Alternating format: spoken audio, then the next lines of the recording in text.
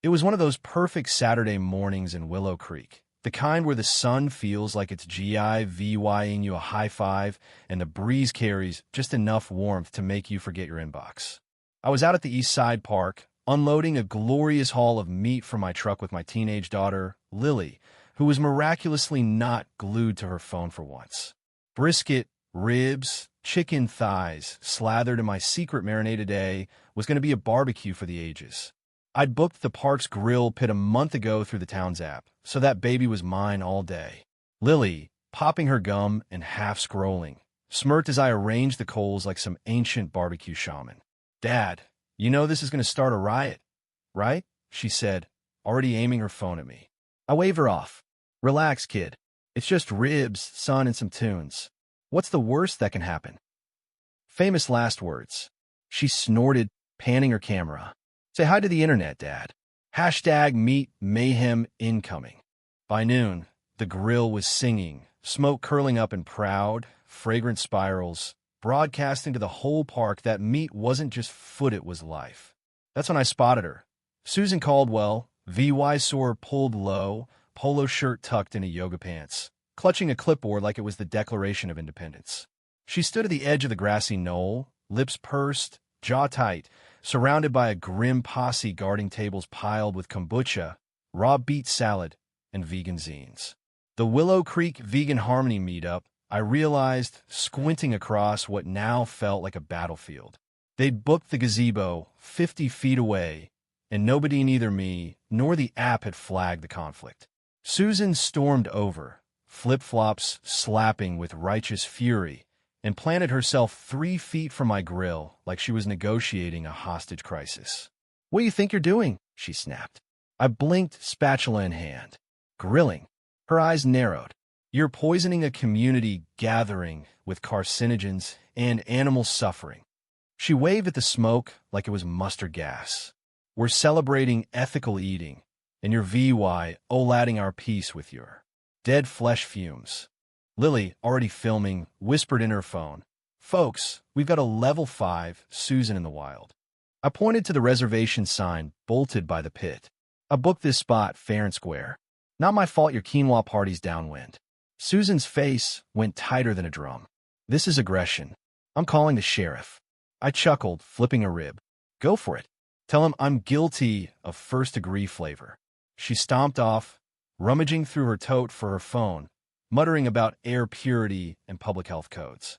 Lily, perched on a picnic bench, munched popcorn chicken and grinned. "This is going to be gold." 15 minutes later, Sheriff Tom Harlan rolled up in his dusty SUV, looking like he'd rather be anywhere else fishing, napping, maybe wrestling a bear. He trudged over, rubbing his temples. "Let me guess," he said, eyeing my grill. "You're the guy with the brisket and ribs," I added, flipping a slab with a flourish. He sighed, nodding toward the vegan camp. "She says you're creating a hostile environment." I leaned in. "You smell that brisket?" He almost smiled. "I do. And if I wasn't wearing this badge, I'd beg for a plate." Susan charged back, wielding a protest sign that screamed, "Meat is murder, and murder stinks." "I demand action," she yelled. "This is barbecue terrorism." Tom turned to her, voice flat. "Ma'am, he's got the permit. He's within his rights." Susan's face went redder than my smoked sausage. "You're enabling this. You're complicit," Lily whispered. "This lady's going VY Ral by dinner." Then Susan upped the ante. She grabbed a megaphone and rallied her crew. "Let the record show. We will ban animal-based grilling from public property." Cheers erupted from the vegan side. Someone banged a compost bin like a war drum. A woman in hemp overalls handed out sage bundles to cleanse the air.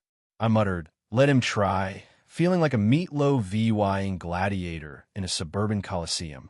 Tom shook his head, mumbling about early retirement, but he didn't intervene. No laws were broken. By sunset, the stakes had skyrocketed. Lily's live stream hit 12,000 VY viewers, and the Grill Rebel was trending. Susan wasn't just annoyed, she was plotting. She called the HOA president. I didn't know it yet, but this was war. Monday morning, I found a note on my porch, taped to a flyer shaped like a carrot. "Meat flames breed climate shame. You've been reported to the HOA. Final warning. No signature, but the passive-aggressive font screamed Susan. I tossed it in the recycling and took a defiant bite of my leftover brisket sandwich. Big mistake. Susan had filed a formal HOA complaint, accusing me of environmental threats, cultural hostility, and aggressive scent dispersal.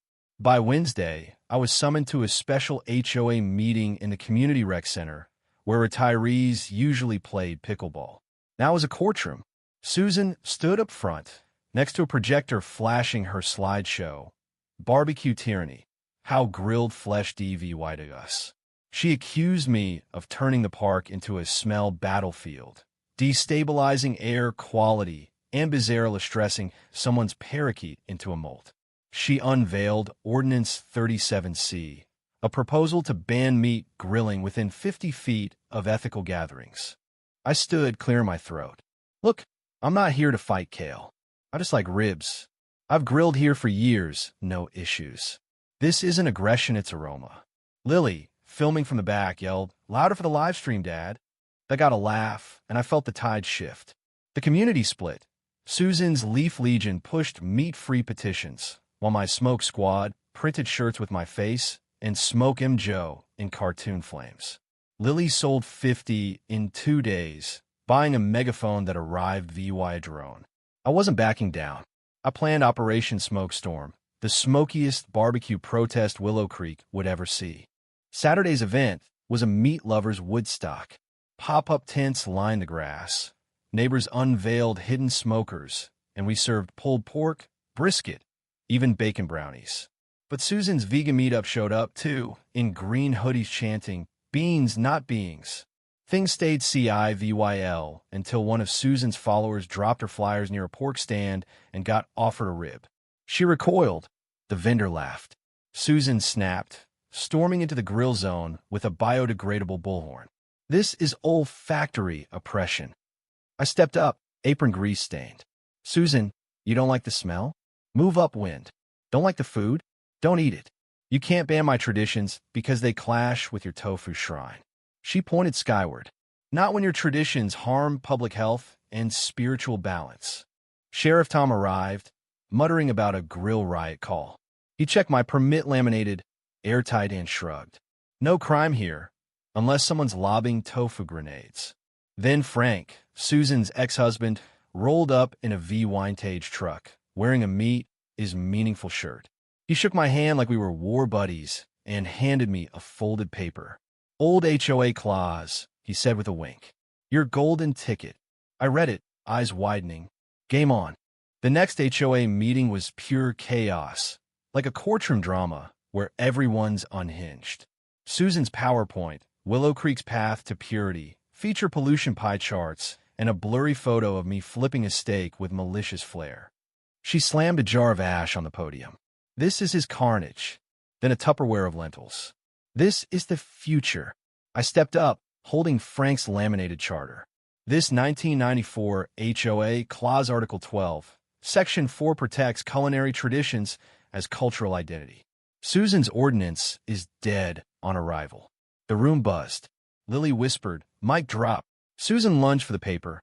I yanked it back. The HOA president, Harold, a man with the charisma of soggy toast, delayed the vote for a legal re-VYEW. Susan stormed out, lentils in tow. Days later, Susan Vanisstrumers said she was at a stress retreat. The calm was eerie. Neighbors swapped brisket leftovers and pitched a compromise.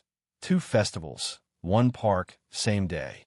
Sheriff Tom proposed Grill Fest and Green Fest, no sabotage, just food. Lily, already planning a documentary called Smoke and Sense, said this'll break the internet. We prepped hard ribs, flyers, a banner reading peace, love, and lunch. The festival morning dawned too perfect, like the universe was daring us to screw it up. The park split neatly. Grill Fest with smokers and spice, Green Fest with tofu falcons, and vegan drum circles. Tom parked his lawn chair on the neutral line, sipping something suspiciously like whiskey. Frank arrived late, his smoker puffing defiance. By 10 a.m., the park was packed, kids darting between tents, a band jamming smoke on the water. I manned my grill like a maestro, while Susan swept in, all white linen and sunglasses, like a vegan warlord. She had my ribs, then me. Enjoy it while it lasts. You bought time, not VY Tory. I grinned. Want a sample? She walked off. What we didn't know, Susan had bribed a maintenance guy for sprinkler access. At noon, as Grill Fest served sliders, sprinklers erupted. Meat hissed, tents collapsed, the tofu falcon melted. My grill died with a sputter. Susan stood in the chaos, arms raised, shouting, "Let the waters cleanse this land." Tom stood, water dripping from his hat. This is a crime scene. But Lily, quick as lightning, grabbed trays from Frank's tarp-sheltered smoker. She teamed up with a vegan chef, mixing brisket with jackfruit, bacon with vegan slaw. The soaked crowd, drawn by the smell, ate and loved it. Lily climbed a table, megaphone in hand, introducing compromise cuisine, half plant, half pig, all delicious. Cheers drowned out Susan's protests. Reggae kicked in, a grill relit. The festival reborn wasn't Grill Fest or Green Fest, just a feast. Tom led Susan away, her fury ignored. As the sun set, I sat with Lily and Frank. A kid asked if brisket came from dinosaurs. Frank toasted with lemonade. You did it. I shook my head. We did, Lily, you the tofu guy, even the falcon dude. Weeks later, the HOA dropped the ordinance. Susan quit and fled to Sedona. Tom published a romance novel, Flames of the Heart, edited by Lily. I opened Peace and Pork, a Saturday pop-up sale VYing fusion dishes under food is not the enemy. It started with a spatula and some ribs, but it became a lesson. Even the hottest flames can cook up something worth sharing. So what do you think? Was Susan a VY lane fighting for her beliefs, or a zealot trampling freedom? Should I have compromised sooner or grill harder? Could food really bridge DVY to, or did we just get lucky?